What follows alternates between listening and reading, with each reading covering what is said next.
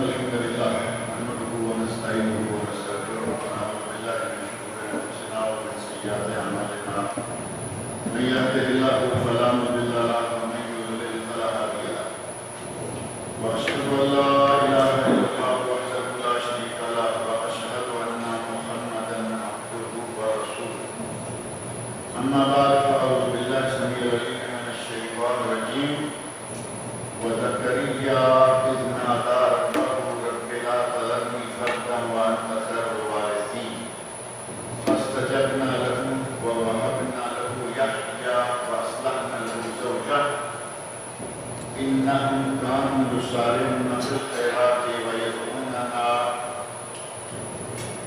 ويدعوننا رغبا ورهبا وكانوا لنا خاشعين.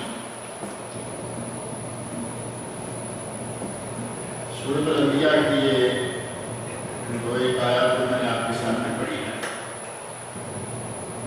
ان میں اللہ رب العزت نے حضرت زکریا علیہ السلام کا ذکر فرمایا ہے،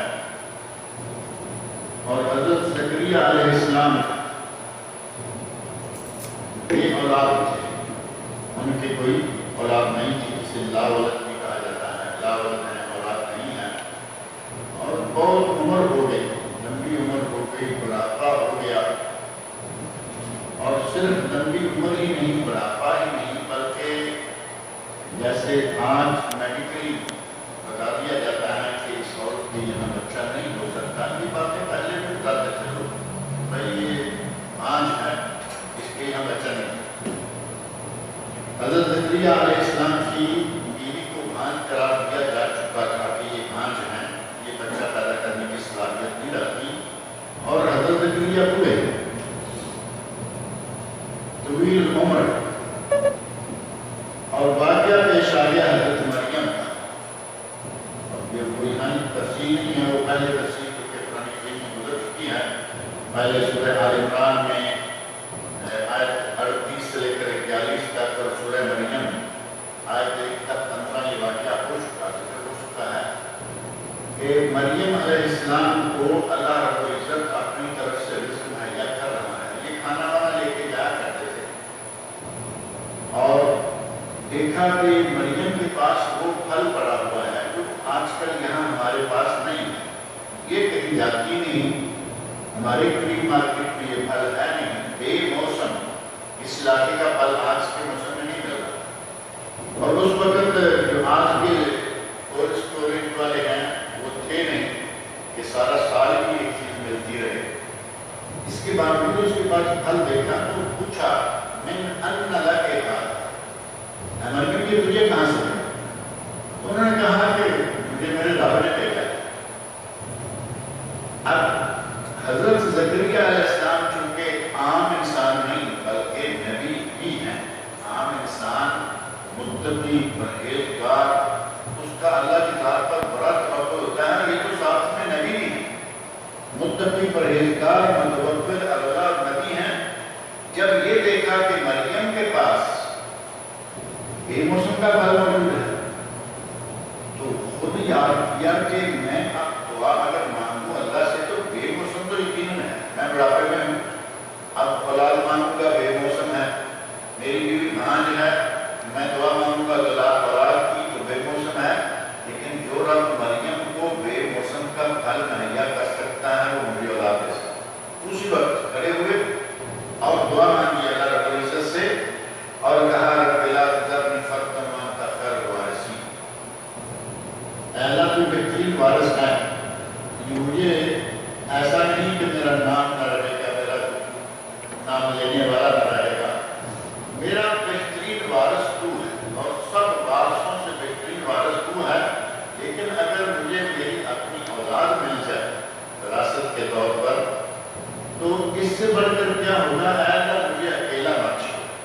مجھے اولاد عطا فرما، رب لا تذرنی، اے اللہ مجھے فردا، رب لا تذرنی فردا، اے اللہ مجھے اکیلا مت چھوڑ، وانت خیر الوارثین، اور تو بہترین وارث۔ یہ دعا مانگی، اللہ رب العزت نے انہیں محراب سے نکلنے سے پہلے بشارت دی، جہاں کھڑے ہیں مسجد میں وہی دعا مانگی، وہیں اللہ رب العزت نے فرشتہ بھیجا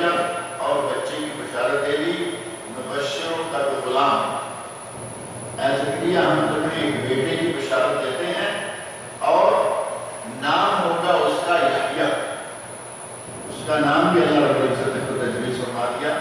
نام یحییٰ ہوگا سیدن و حصورا و نبیا من الصالحین.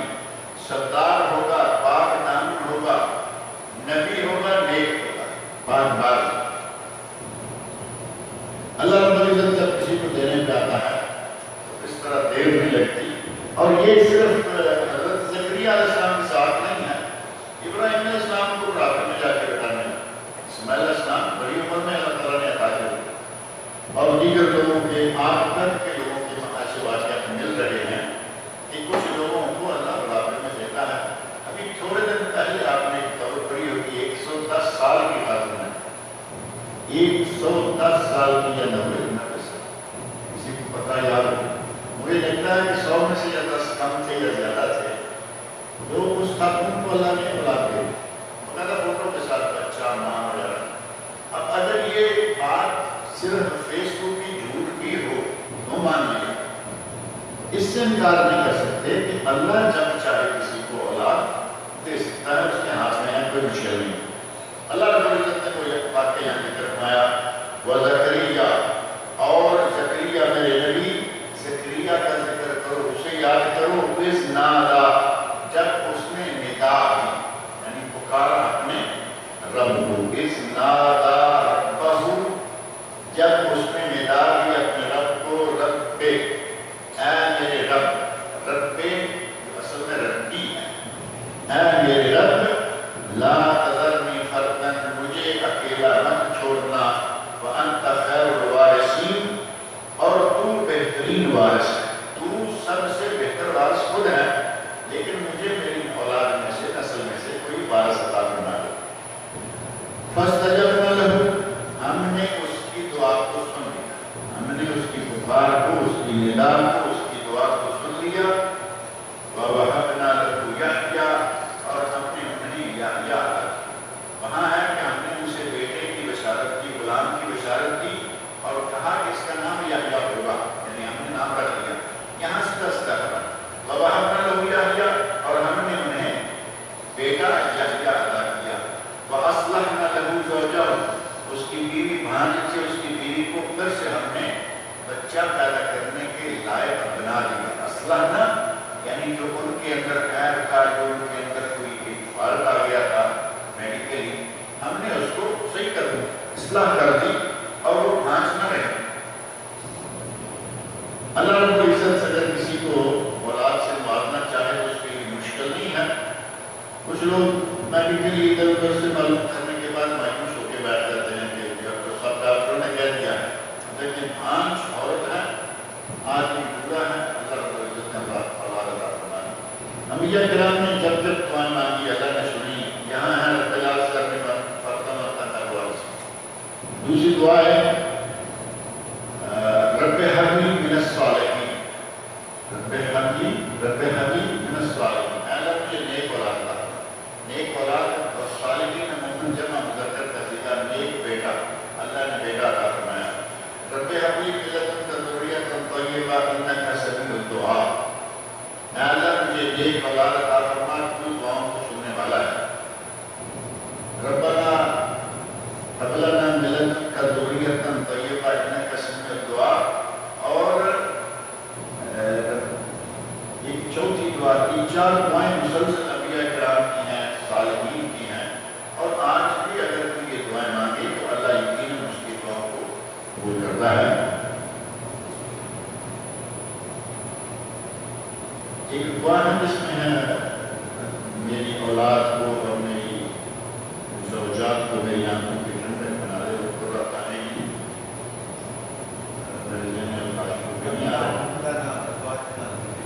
ربنا هب لنا من ازواجنا وذرياتنا قرۃ اعین واجعلنا للمتقین اماما.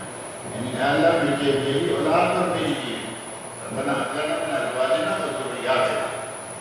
یہ 4-6 دعائیں ہیں. اگر کوئی آدمی یہ دعائیں مانگتا رہے اور آپ کی اللہ رب العزت سے امید رکھتے، مایوس ہونے والی کوئی بات نہیں.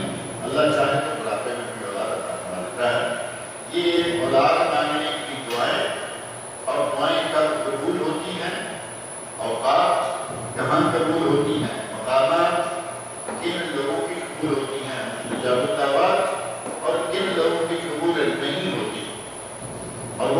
سے اسباب ہیں جن کی وجہ سے قبول نہیں ہوتی، اور وہ کون سے آداب ہیں جو دعا کو قبول کرنے کا ذریعہ بنتے ہیں، اور وہ کون سی شرطیں ہیں کہ جن کو پورا کیا جائے تو دعا قبول ہو جاتی ہے۔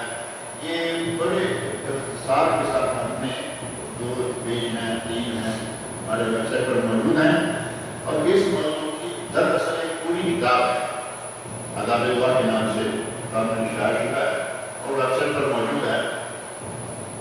اس میں یہ ساری چیزیں تفصیل سے موجود ہیں، لیکن اگر صرف دعا اور یہ مقامات اوقات اور یہ وہ آداب دیکھنا ہو تو وہ 2-3 صفحے الگ سے موجود ہیں جو کہ اس سلسلہ میں بہت مفید ہیں۔ آگے اللہ رب العزت فرماتا ہے انہم کانوا یسارعون فی الخیرات، یہ لوگ حضرت زکریا، ان کی بیوی، یہ لوگ سارے کے سارے ایسے تھے کہ وہ نیکی کے کاموں میں بڑھ چڑھ کے حصہ لیا کرتے تھے۔ یعنی اب دعاؤں کی قبولیت کا انداز کیا ہونا چاہیے، اگر اولاد چاہیے یا کچھ بھی چاہیے اللہ سے مانگے تو کس انداز سے پہلے اپنے آپ کو بنائیں۔ پہلے آدمی سوالی نظر تو آئے گا اللہ نے فرمایا انہم کانوا یسارعون فی الخیرات، وہ اچھے کاموں میں سبقت لے جاتے، اچھے کام بھاگ بھاگ کے کیا کرتے تھے۔ وَيَدْعُونَنَا رَغَبًا وَرَهَبًا، اور وہ ہمیں رغبت کے ساتھ یعنی شوق کے ساتھ، وَرَهَبًا اور ہمارے خوف کے ساتھ، دونوں طرح دل میں رغبت ہے اور ساتھ ساتھ اللہ کا ڈر بھی ہے۔ رغبت اور رہبت اسی سے ترغیب اور ترغیب کا لفظ ہے، جو بہت بڑی کتاب ہے امام منذری کی 4 جلدوں میں ترغیب اور ترغیب۔ علامہ محمد ناصر الالبانی رحمۃ اللہ علیہ نے اس کو 2 حصوں میں کر دیا ہے، 2 جلدیں صحیح الترغیب والترغیب اور 3 جلدیں صحیح الترغیب والترغیب اور 2 جلدیں پرنٹنگ طرح اسپیشل ہے کہ وہ ہے ضعیف الترغیب والترغیب۔ تو وہ ہمیں پکارتے ہیں اس انداز سے، ہم سے تعلق اور امید لگا کر، اور ہمارا خوف دل میں، امید اور خوف کے ملے جلے جذبات کے ساتھ وہ ہمیں پکارتے ہیں۔ وَكَانُوا لَنَا خَاشِعِينَ، اور وہ ہم سے ڈرنے والے خشوع خضوع کے ساتھ ہمارے سامنے کھڑے ہیں۔ اگر یہ آپ دیکھیں 3-4 آداب کٹھے آ گئے، آدمی خیر کے کام میں بڑھ چڑھ کے حصہ لینے والا، نمبر 2 اللہ رب العزت سے خوف اور امید، ان دونوں کے ملے جلے جذبات، یعنی امید ہے اللہ کی ذات میں اور خوف ہے کہ ہم کہیں اس کے نافرمان نہ ہوں، ہماری کہیں کسی وجہ سے اللہ رب العزت ناخوش نہ ہو۔ خوف اور ڈر دونوں کو سامنے رکھتے ہوئے وہ دعائیں مانگتے ہیں۔ اور آخری چیز یہ بتائی وَكَانُوا لَنَا خَاشِعِينَ، وہ ہمارے سامنے خشوع خضوع کے ساتھ، عاجزی کے ساتھ رکنے والے اور عاجزی کے ساتھ یہ دعائیں مانگنے والے تھے۔ لہذا ہم نے انہیں بڑھاپے میں ماں عورت کے پیٹ سے بھی بچا فرما دیا، جو کہ نیک پاک باز، اپنی قوم کا سردار اور انبیاء میں سے نبی ہوئے حضرت یحییٰ علیہ السلام۔ آگے حضرت مریم علیہ السلام کا ذکر شروع ہوتا ہے، اور ہمارے پاس کوئی وقت نہیں ہے، انشاءاللہ اگلے درس میں ذکر کریں گے۔ اللہ تعالیٰ مجھے اور آپ سب کو قرآن کریم پڑھنے، سمجھنے اور اس کے احکام پر عمل کرنے کی توفیق عطا فرمائے۔ ابھی کوشش کریں کہ اگلی مرتبہ اور